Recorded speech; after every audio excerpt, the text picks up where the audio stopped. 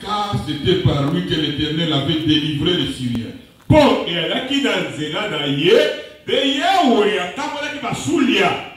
Mais cet homme fort et vaillant était lépreux. Mais cet homme fort et vaillant était lépreux. Je me disais quel thème donner à ce message.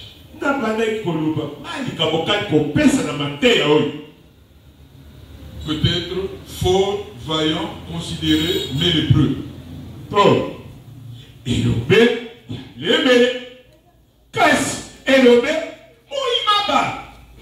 Mais j'ai un thème qui m'a traversé le cœur. Et ce thème c'est pourquoi chercher midi à 14h.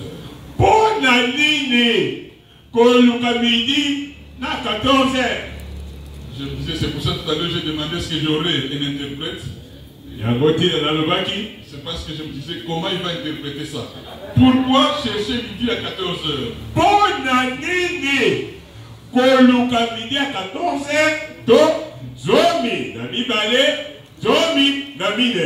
Vous savez en français, c'est une expression. Vous cherchez trop. Alors que la chose est très simple. Pourquoi chercher midi à 14h? Bien aimé, ce matin, je vais commenter une très belle histoire.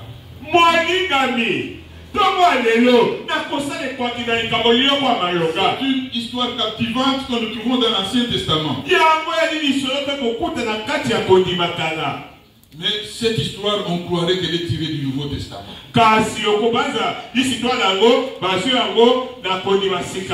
Imaginez ce jour-là. Les armées victorieuses de Syrie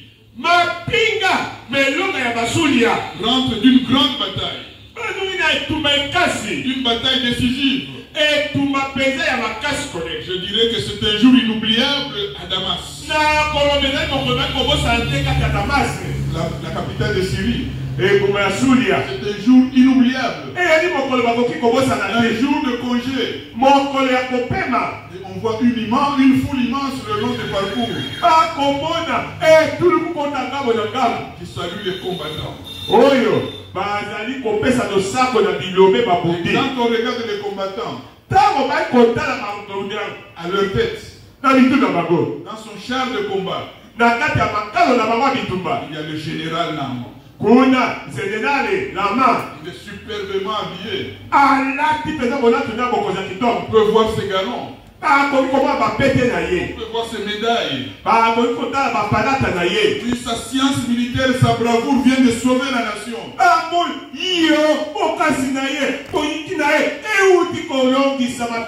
On peut voir les mendiants. Ce que nous appelons les chailleurs peut-être. Peut-être les wewa. Mais on voit qu'une foule immense se presse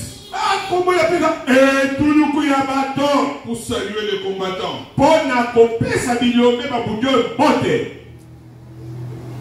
Et quand on regarde dans les yeux de cette foule, on dirait qu'il y a une lueur d'envie. Voilà un homme qui a réussi. Quand on regarde le général Naaman, on dit ça c'est réellement vivre. Mais si l'on s'approche de près, si l'on s'approche du char, on voit le général Naaman aller très tiré. Son visage est sombre. Ses yeux humides peut-être. C'est à peine qu'il ose lever sa main. Et entre ses dents, peut-être se murmure. Peut-être, oh combien j'aimerais être comme un de ces mendiants. Oh combien j'aimerais être peut-être comme un de ces cordonniers. On peut se poser la question. Est-ce que c'est son triomphe qui lui tourne la tête? Yango, yani, se passe-t-il dans la vie de Naaman? Et dans la vie du général Naaman, il y a un drame inconnu de la foule. Parfois, quand on regarde certains couples, allez voir simplement. Oh, combien j'aimerais être comme ce couple-là. Le jour où vous approchez du couple, je vous en parle parce qu'il y a un cas que je viens de gérer.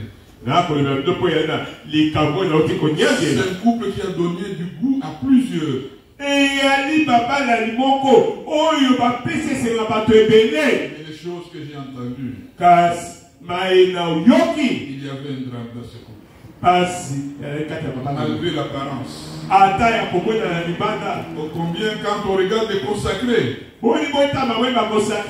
combien j'aimerais être dans ce groupe. Si on s'approche, qu'est-ce qu'on va trouver? Je ne sais pas. Souvent dans nos églises aussi, quand on voit les groupes de mamans, il y a certains qui disent quand j'étais loin, j'étais bien. Quand je me suis approché, c'est vraiment autre chose. Bien aimé, la Bible nous dit que Naaman était un personnage considéré. Mais la tragédie était installée dans son foyer. Je dirais que sa femme lui était devenue presque étrangère. La Bible nous dit qu'il était vaillant et fort. Vaillant et fort. Quand il regardait ses plaies, cela nous faisait défaillir. La Bible nous le présente comme un libérateur. Mais il était vaincu par une maladie épouvantable. Acclamé comme un héros national. Mais humilié par une maladie répugnante qui s'était attachée à lui.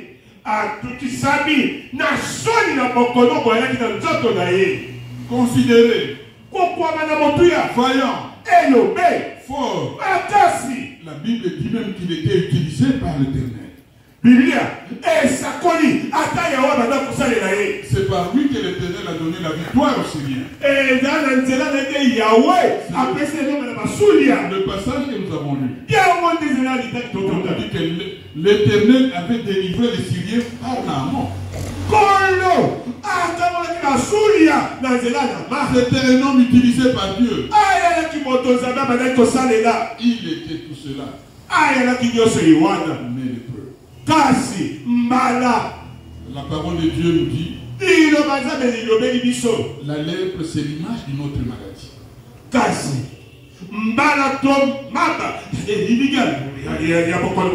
Le péché.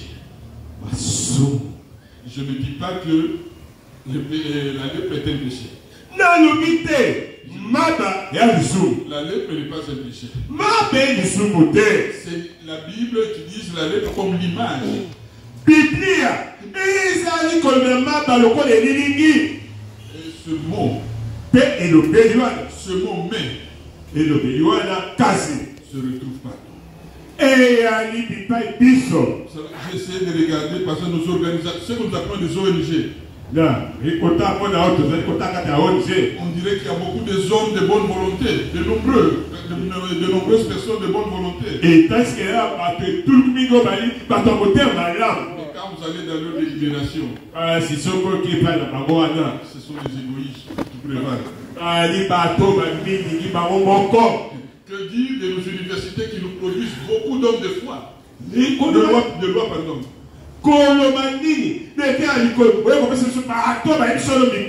Chaque année, nous avons beaucoup de hommes de loi sur le marché.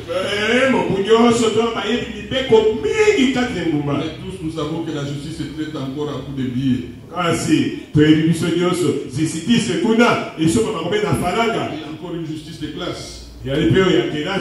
Regardez cet homme fortuné qui a de quoi vivre paisiblement. Qui peut dormir même sur ses deux oreilles, selon nous. Mais son avarice l'empêche de jouir de sa fortune. Il vit dans l'inquiétude. Il manque même le sommeil. Que dire de l'Église? Si vous lisez le Nouveau Testament, on dit que l'Église de Corinthe avait tous les dons.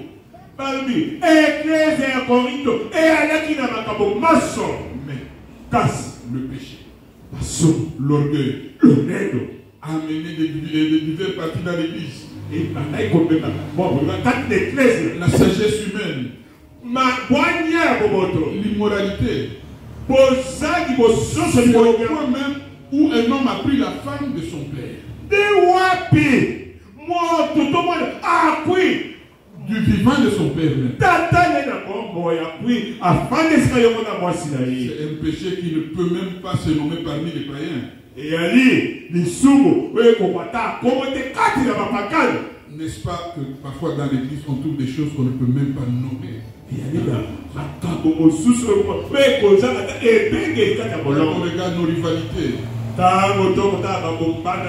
nos dissensions, nos luttes de positionnement, bien aimé, on a l'impression que c'est pire que dans le monde. Des églises dans tous les coins de rue. Mais allez entendre des enseignements. Des enseignements pernicieux. Le mail du péché est partout. Le mail du péché est partout. Laissez-moi vous dire quelque chose ce matin. Nous pouvons avoir tout, nous pouvons tout avoir. L'argent, des grands biens, la beauté, la religion même, l'autorité. Bien aimé, nous pouvons tout avoir. Même le mariage. Mais tout ça ne garantit pas le bonheur tant que le péché reste attaché à nous.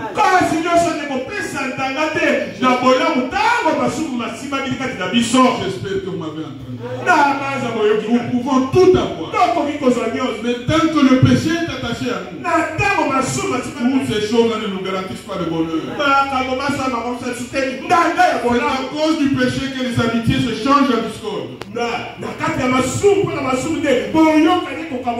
L'amour en haine. La paix en guerre. Des foyers brisés. La violence. Les divisions. Vous pouvez ajouter la liste. Tout cela c'est à cause du péché. Et Romains 3:23 nous dit ceci. Tous ont péché et sont privés de la gloire de Dieu. Tous. Tous. Bien aimé, ce message s'adresse à vous et à moi. Ce message s'adresse à vous et à moi. Souvent nous avons l'impression que le message s'adresse à quelqu'un d'autre à côté. C'est comme une histoire qu'on raconte régulièrement. Il y avait une conférence. Il y avait plusieurs personnes. Et une dame à la sortie de la conférence est allée saluer le prédicateur. En tout cas, merci pasteur pour ce que vous avez dit. Tout ce qu'il fallait pour ma belle-fille. Et quand sa belle-fille est sortie, en tout cas, merci pasteur pour ce que vous venez de dire. Ma belle-mère en a eu pour son grade. Bien aimé, toutes les deux sont passées à côté de leur message.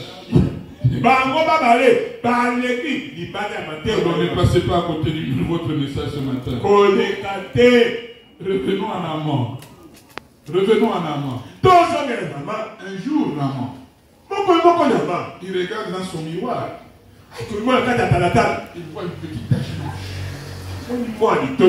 Une tâche qui n'était pas dans la veille. Et tous les efforts qu'il va fournir pour enlever cette tâche, il n'a pas pu la faire disparaître.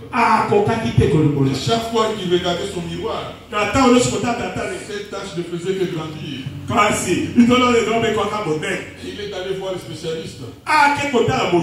Le verdict était clair. C'est la lèpre. Et chaque jour qu'il venait voir son miroir, son miroir lui rappelait qu'il était lépreux. J'ai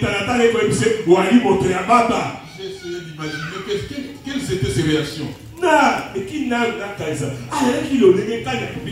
Je dirais la première. J'imagine. La Bible ne le dit pas. Naaman en a eu marre avec ce miroir. Ce miroir qui ne faisait que lui rappeler qu'il était lépreux. Il a pris ce miroir, il l'a flaqué par terre. Jacques 1, 23 nous dit. La Bible est un miroir. Ce miroir nous parle le langage de notre conscience.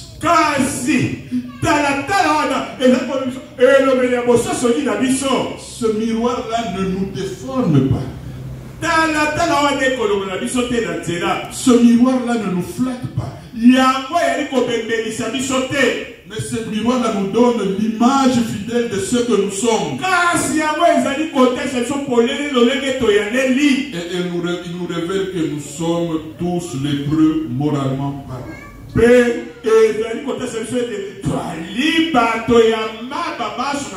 Nous avons violé la loi de Dieu. Et devant ce miroir divin que je peux assister la pleine ci, il y a des gens qui rejettent ce miroir. C'est un homme qui a été invité par sa femme à assister à une culte. Le pasteur prêchait. Il a senti que ce message-là n'était pas pour le flatter. Comme si le pasteur touchait au point. Et il a dit à sa femme, tu m'as eu une fois, tu ne m'auras pas deux fois. Et il n'est plus revenu. Combien de gens ne veulent plus revenir écouter de prédication parce qu'on prêche sur le péché?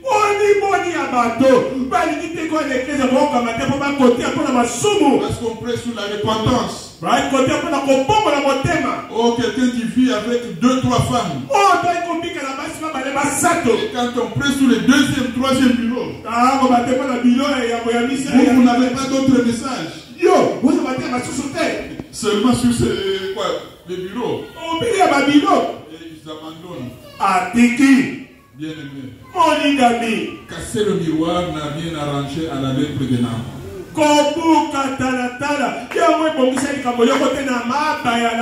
Ça n'a surtout pas guéri. Abandonner l'église, cesser d'écouter la parole de Dieu, n'arrangera rien au salut de votre âme. Si Dieu prend plaisir à nous dire ce qui ne va pas dans notre vie, il veut nous donner la réponse. Le plan de Dieu, ce n'est pas de nous faire du mal, c'est de nous guérir, c'est de nous sauver. J'essaie d'imaginer une deuxième réaction. Cacher la lèpre, personne ne le saura. Nous sommes vraiment les fils de nos premiers parents, Adam et Ève. Quand ils se sont découverts nus, ils sont allés se cacher. Et nous aussi, nous avons nous cacher. Ils ont fabriqué des feuilles pour cacher leur nudité. La Bible nous dit que les feuilles, c'est l'image des œuvres.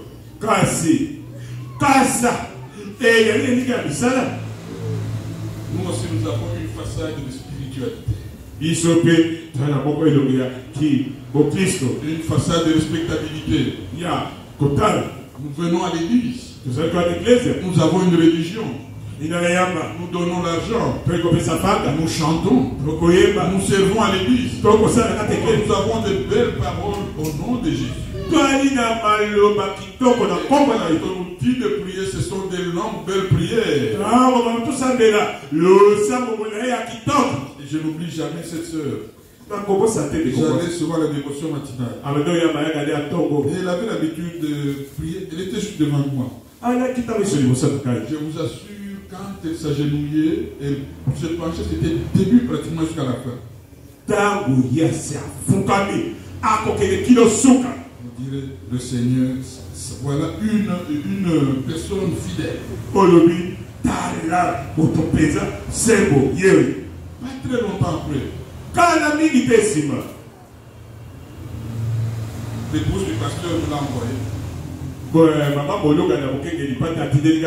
pour lui donner un bon pour aller à l'hôpital. Quelques temps après, j'apprendais qu'elle était enceinte d'un intercesseur. Bien aimé, nous nous cachons dans notre spiritualité. C'est comme cet homme qui avait l'habitude d'escroquer les frères. Quand les frères voulaient monter dans le bus ou descendre du bus. Shalom bien. Shalom Monica. Un vrai escroc. Je n'oublie pas aussi cette histoire. Quelqu'un qui est allé voir le pasteur Vernon. Il était habillé en soutane. Et il est allé lui dire comment il était maltraité au couvent. Alors que ce n'était même pas une prêtre. C'est une longue histoire. Nous nous cachons dans la spiritualité. Nous nous cachons dans le service que nous faisons à l'église. Nous sommes dans la médisance. Nous sommes dans la médisance. Dans le manque d'amour. Dans le mal parler des autres. Le péché est encore attaché à nous. Ne nous cachons pas derrière cette spiritualité-là. Nous pouvons avoir la religion. Mais cela ne nous garantit pas le bonheur tant que le péché est attaché. Naaman était lépreux. Personne ne le saura. Nous aussi nous sommes pécheurs. Personne ne le saura. Derrière, vous vous rendez compte si on avait su que Naaman est lépreux. Il risquait de perdre sa position. Même peut-être le respect qu'on lui montrait allait diminuer. Et moi je sers dans l'église. Si on sait que je suis pécheur, on va me déchoir de mes responsabilités dans l'église. Alors on s'arrange. J'arrange ma vie. Et quand on parle de moi, c'est un frère bien. C'est une soeur bien. Mais dans le fond, bien aimé, à quoi Naaman est-il arrivé?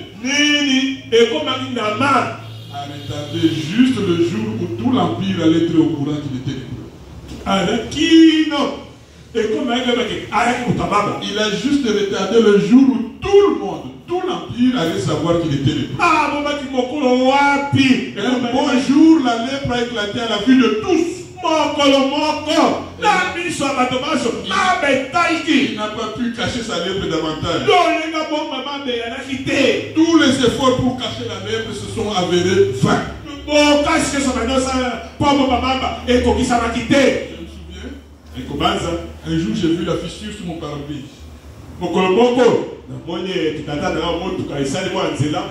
J'ai pris mon autocollant à la borne et j'ai mis devant.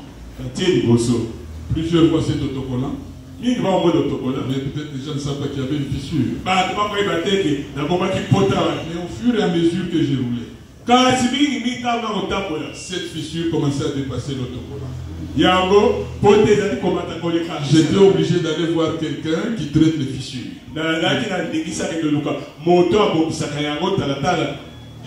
On m'a raconté, j'ai un cousin qui est kinésithérapeute. Il m'a parlé d'un homme qui avait attrapé l'AVC. Il avait l'habitude de cacher l'argent à sa femme. Un jour, il a attrapé l'AVC. Et on cherchait l'argent. Sa femme n'avait pas d'argent. Mais il fallait l'amener à l'hôpital. Il a dit à sa femme, amène le sac qui est là. Et il a commencé à donner le code à sa femme. Et il a dit, regarde dans cette pochette-là. Et quand la femme a introduit sa main, ils ont souffert de fait. L'homme avait beaucoup d'argent dans son sac. Bien-aimé, la Bible nous dit que nous ne pourrons pas toujours jouer à cache-cache. Ce que tu dissimules sera évident pour tout le monde un jour. Et la honte te couvrira. Le péché est destructeur. Je ne sais pas si vous connaissez ce qu'est la lèpre. La lèpre ronge. Peut-être il pouvait cacher les premiers jours. Il pouvait même allonger ses manches. Pas quand la lèpre évolue. Elle coupe les doigts. Et peut-être il a relevé son corps pour cacher. Mais la lèpre, quand elle évolue, vous pouvez avoir même le nez, même rongé. C'est une belle image. La lèpre ronge. Le péché ronge. Le péché destructeur. Attention. Tous les hommes sans exception seront confrontés un jour à leur péché devant le trône blanc. Et la honte de nos péchés sera révélée aux yeux de tout l'univers.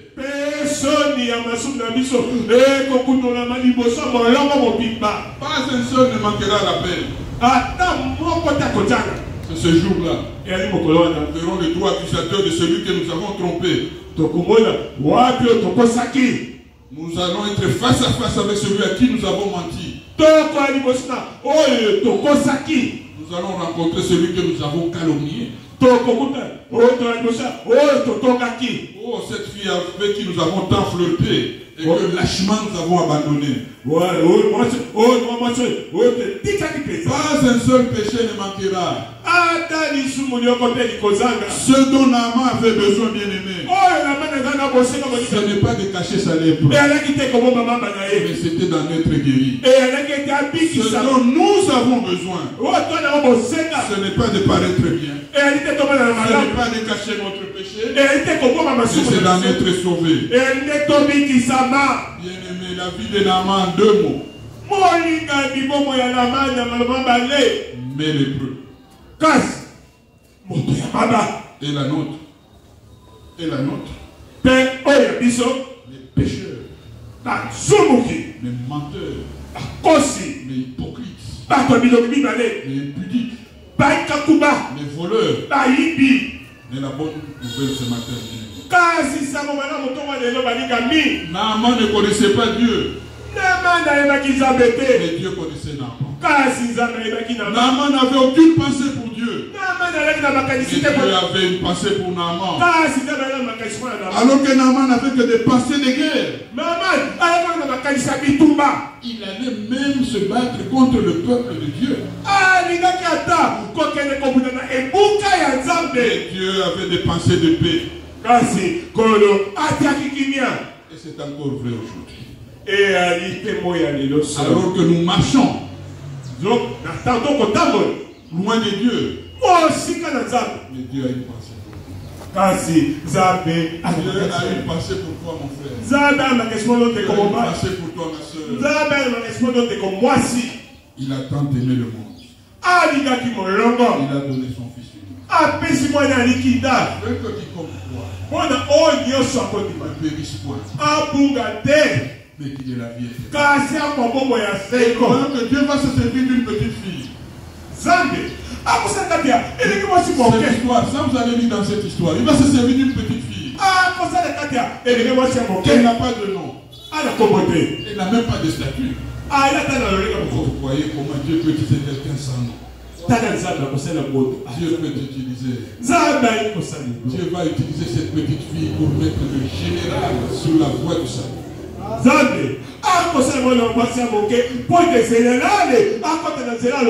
Regardez la différence entre le général et cette petite fille. Dans la vie du général, mais lépreux. Est caché. Mais lépreux. Et je dirais, il avait une soustraction. Il avait un moins en lui. Mais dans la vie de la jeune fille, elle connaissait l'éternel Dieu. Le Dieu vrai. Le Dieu vivant. Le Dieu qui a créé toutes choses. Elle va même montrer sa compassion pour son aîné. Bien-aimé, laissez-moi vous dire une chose ce matin. Celui qui a Jésus a toujours un plus dans son cœur. Est-ce qu'il a plus d'argent? Est-ce qu'il a plus d'amusement? Est-ce qu'il a plus de facilité pour vivre? Non. Est-ce qu'il n'a pas de rhumatisme? Est-ce que ses cheveux ne deviennent pas blancs? Est-ce qu'il ne va pas chez les dentistes aussi? Si. Mais qu'est-ce qu'il a de plus? Il a d'abord ce péché en moi. Peut-être aujourd'hui vous ne le voyez pas. Mais le jour vient où vous verrez la différence entre ceux qui ont leur péché en moi et ceux qui vont se présenter devant les tribunaux de Dieu avec le lourd fardeau de leur péché.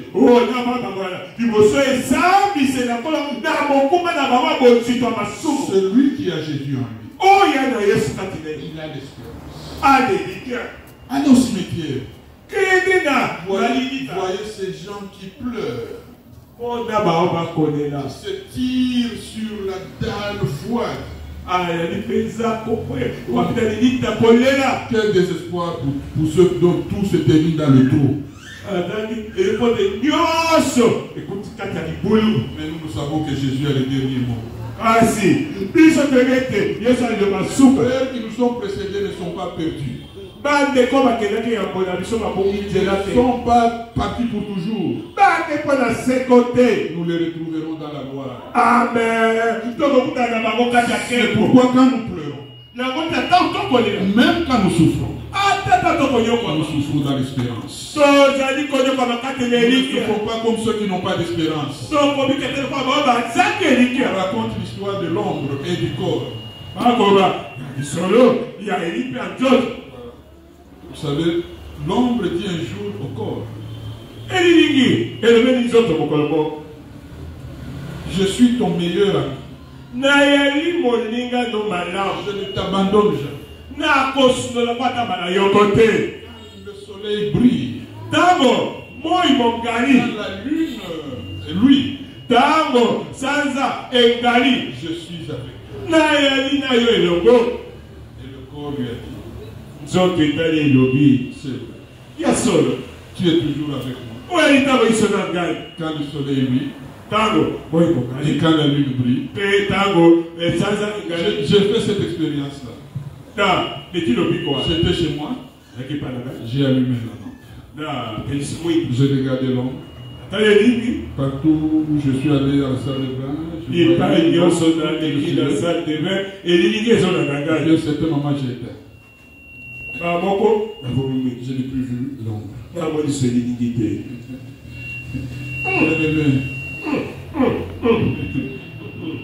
Jésus n'est pas seulement l'ami des beaux jours.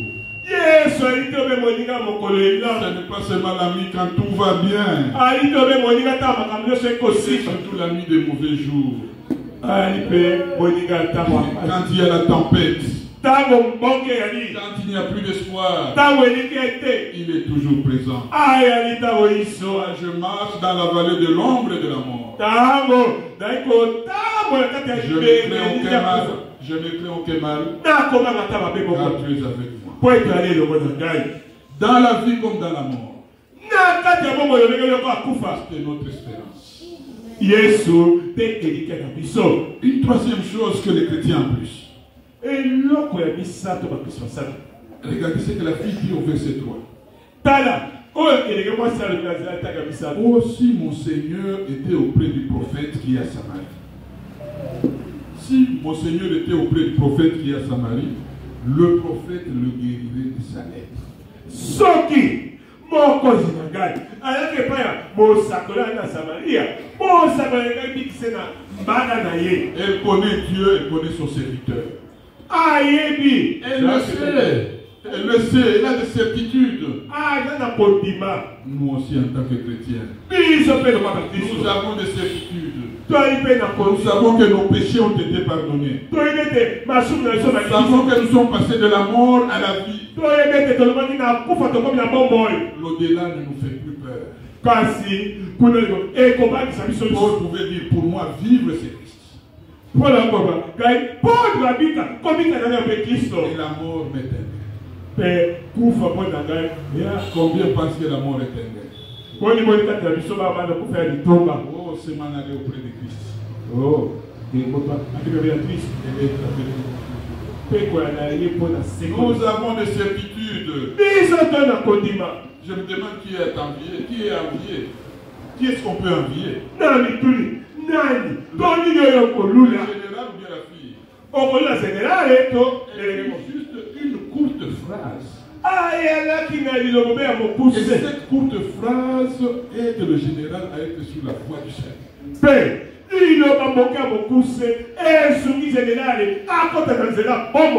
Elle affirme ce qu'elle croit. Elle ne cache pas son identité. Elle n'a pas oublié son Dieu alors qu'elle est dans une autre culture. Là où il y a d'autres dieux. C'est un homme qui était un pasteur. Il est allé un jour, enfin un frère est allé voir son ami Ektam. Un frère est allé voir son ami Ektam. Et puis tout son ami avait quelqu'un.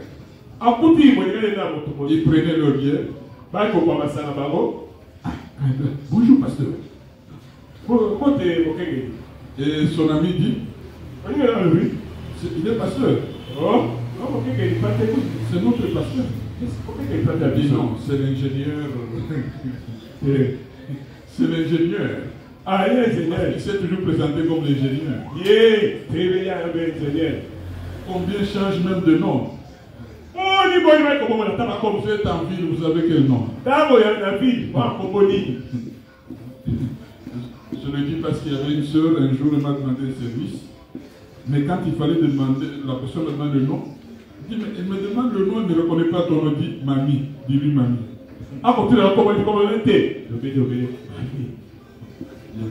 Celui qui a des certitudes ne se compromet pas. Alors, dis, si tu es sûr, dis à ce voisin, Jésus t'aime. Donne-lui une invitation pour venir à l'église. Parce que tu sais que Jésus est ici. Mais cet homme sur la voie du salut, la voie de la vie éternelle. Maintenant, est sur le chemin du salut. Il va faire 3 erreurs. La première erreur, c'est verset 5 au verset 6. C'est quelqu'un qui était habitué au cours royal. Ah, mais ça, le pas mon compte. Il est plus à l'aise avec le roi qu'avec un petit prophète habillé en poil de chameau. Ah, il y a qui vient mingi. Ah, la maman aussi. Il a préféré aller chercher une recommandation auprès du roi idolâtre. Ah, tu qui a que négocier. Tu dis c'est pas ya. Comme mon cause. Oh, mon boum avec Kikeko. Sa première erreur. Il s'est trompé de porte. Ah, Boga qui est coupé. Il s'est trompé de porte. Ah, bon, ça n'est coupé. Il a frappé la mauvaise porte. Ah, petit de cookies. Bien aimé, Jean 14, c'est ce qu'on dit, je suis le chemin, la vie et la vérité. N'ayalisez là. Bon, moi, personne là. Nul ne vient au Père que par moi. Mon côté à quoi papa combien font l'erreur vont frapper à la mauvaise porte? La porte de la religion. La porte des noms. Nul ne vient au Père que par moi. Un seul chemin. Un seul nom. Une seule porte. Jésus. Yes. Et je vous dirai ceci ce matin. Si nous nous trompons d'adresse, nous n'aurons pas la bonne réponse. Naaman n'a pas eu la bonne réponse. Il était peut-être sincère. Mais la sincérité n'est pas la vérité. La Bible ne dit pas que la sincérité sauve. Ainsi, vous voulez aller à la cité verte. On vous dit, vous mettez là. Vous prenez sincèrement le taxi qui va vers la gare. Vous n'allez pas arriver à la cité verte. Vous allez prendre des mauvais champignons. Sincèrement. Et donner à toute la famille. Vous allez faire sincèrement votre famille.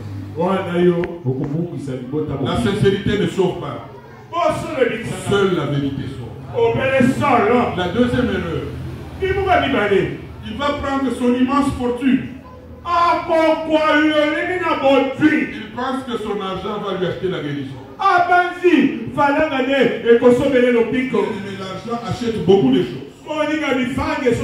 Des vêtements, des maisons, des motos, et même des consciences, vous voyez, avec les politiciens. Mais Dieu ne s'achète pas. Dieu ne s'achète pas. Dans Acte 8, 20. Que ton argent périsse avec toi, puisque tu as cru que le don de Dieu s'attirait à prix d'argent. Il y a une grande honte à la chrétienté aujourd'hui. Vous avez des marchands dans le temple. Des organismes financiers qu'on peut dire du Saint-Esprit. C'est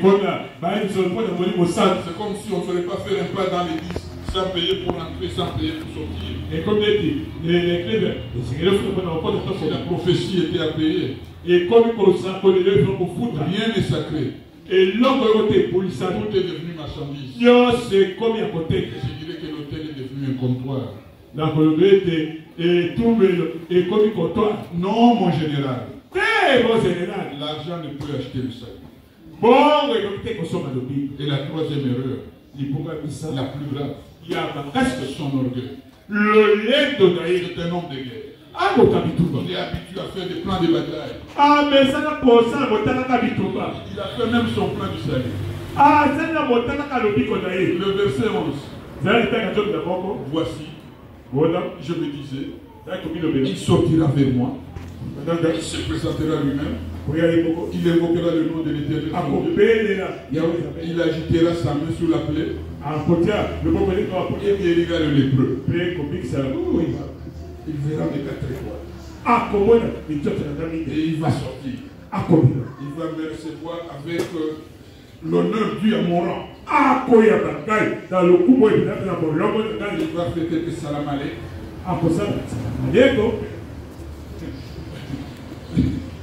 Il va lever une main au ciel. Il va passer l'autre main sur ma plaie. Il va faire une bonne prière. Et l'affaire sera dans le sac. L'affaire sera dans le sac. Je serai guéri. Ça, c'est la foi d'un général. Mais ça ne s'est pas passé comme ça. Le prophète ne veut pas sortir. Il a envoyé son serviteur. Va te plonger cette fois dans le Jourdain. Quel gifle. Et il est touché. Mais il n'est pas brisé. Il doit être brisé. Dieu résiste aux orgueilleux. Il fait grâce aux hommes. Et il va manifester tout son mépris pour Israël. Verset 12. Le fleuve de Damas, l'Abana et le Papa ne valent-ils pas mieux que toutes les eaux d'Israël? Ne pourrais-je pas m'y laver et devenir pur? Ils sont retournés éclatés avec fureur. Il parle avec les têtes du Jourdain. Vous savez que le Jourdain c'était un fleuve boueux.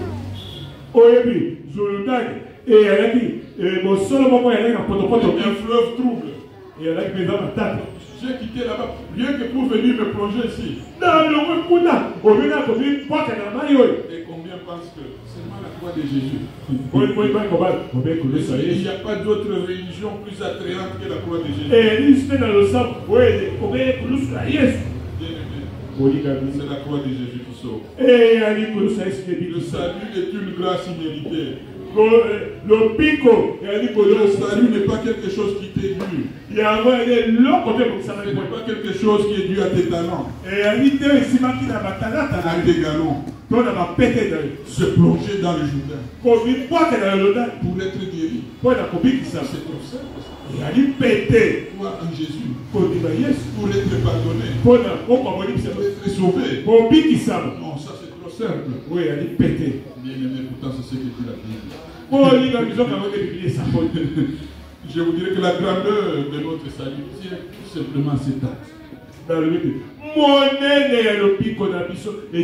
Sans la foi, il est impossible de plaire. Pourquoi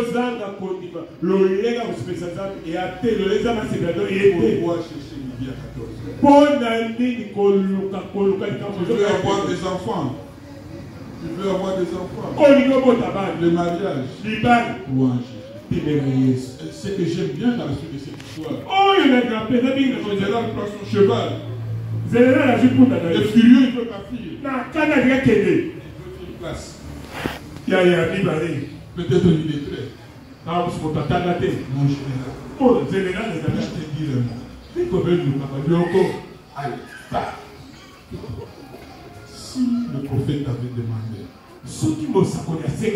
toute ta fortune pour être guéri, est-ce que tu n'allais pas lui donner? Si le prophète t'avait demandé tes 4 étoiles pour être guéri, est-ce que tu n'allais pas lui donner? Si le prophète t'avait demandé d'être ridicule, de mettre un fil tout autour de ta hanche, lui de créer un sanctuaire où toi seul tu peux entrer pas ton épouse, d'aller nu à minuit vers le cimetière, est-ce que tu n'allais pas le faire? Et le général a compris quelque chose. En deuxième classe, une leçon de logique. Si le prophète m'a demandé quelque chose de difficile, j'allais le faire. Et maintenant, il me demande quelque chose de simple. Et je ne veux pas le faire. C'est comme nous aujourd'hui. Le Seigneur nous demande simplement de croire. Simplement croire en lui. Et nous ne voulons pas le faire. Certainement, il a dû douter. C'est plongé cette fois. Pourquoi pas 6? Pourquoi pas 6? Pourquoi pas 4? Bien aimé. 7. Dieu a dit. Et la foi, c'est quoi la parole de Dieu? Dieu a dit 6, a dit 7 et pas 6. Et puis, l'autre raison, c'est l'image de notre foi en Christ. Le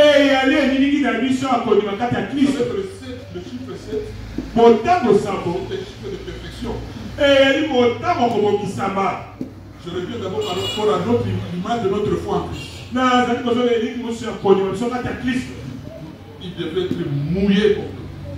Et c'est il y a plusieurs qui ne sont pas mouillés. Jésus s'est mouillé complètement à Jésus. Tu croiras, tu aimeras le Seigneur ton Dieu de tout ton cœur, de toute ton âme, de toute ta force, de toute ta pensée. Et le chiffre 7, j'ai dit, c'est le chiffre de la perfection. La personne et l'œuvre de Christ sont parfaites. Dieu a dit, celui-ci est mon fils bien-aimé en qui j'ai trouvé tout mon plaisir.